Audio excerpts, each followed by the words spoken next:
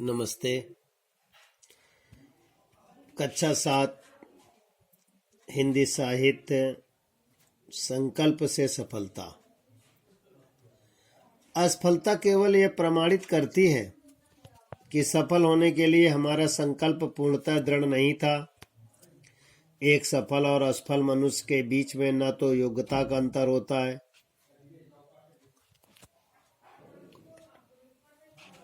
और न ही ज्ञान का, बल्कि अंतर होता है तो दृढ़ संकल्प का। संकल्प का अर्थ है पक्का विचार, दृढ़ निश्चय। हम अच्छा कार्य करने से पूर्व संकल्प लेते हैं। यही संकल्प हमें कार्य करने की ऊर्जा, दृढ़ता, आशा, विश्वास, उमंग, उत्साह प्रदान करता है। इसी संकल्प से हम अपने लक्ष्य को प्राप्त कर सकते हैं।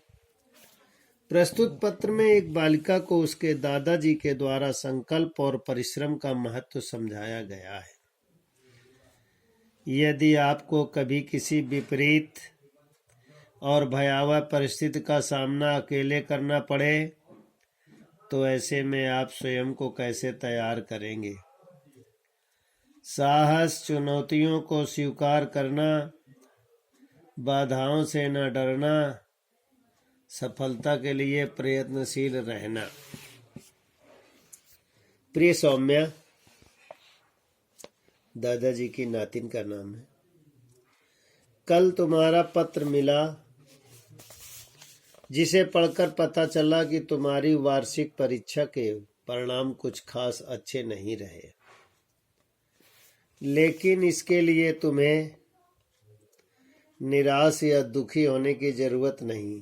तुम्हें बस इस बात पर विचार करने की आवश्यकता है कि कमी कहाँ रह गई। अपनी कमियों को ढूंढो और सच्चे मन से परिश्रम करो। तुम्हें सफलता अवश्य मिलेगी। सौम्या, हर मानव की कुछ इच्छाएं और आवश्यकताएं होती हैं। वह सुख शांति की कामना करता है, दुनिया में नाम की इच्छा रखता है, किंतु कल्पना से ही सब कार्य सिद्ध नहीं हो सकते।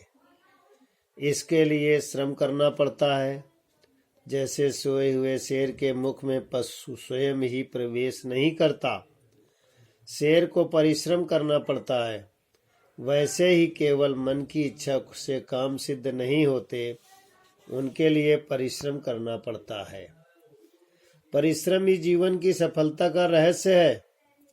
विद्यार्थी वर्ग को भी परीक्षा में सफलता पाने के लिए अटूट परिश्रम करना पड़ता है।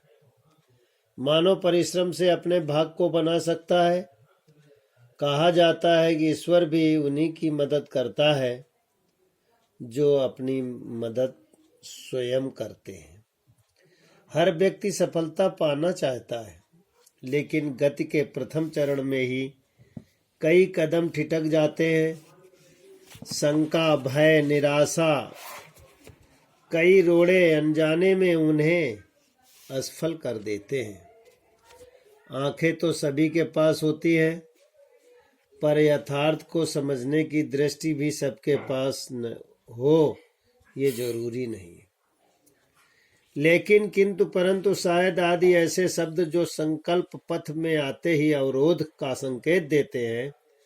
अवरोधक शब्दों से मुक्त होकर ही कोई सफलता के साम्राज्य में प्रवेश पा सकता है।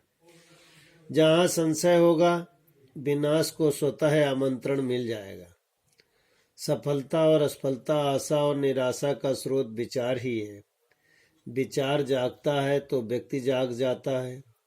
विश्वास आशा के पथ से गुजरकर सफलता तक जाता है, जबकि संशय निराशा के पथ से गुजरकर वह असफलता को पक्का कर देता है।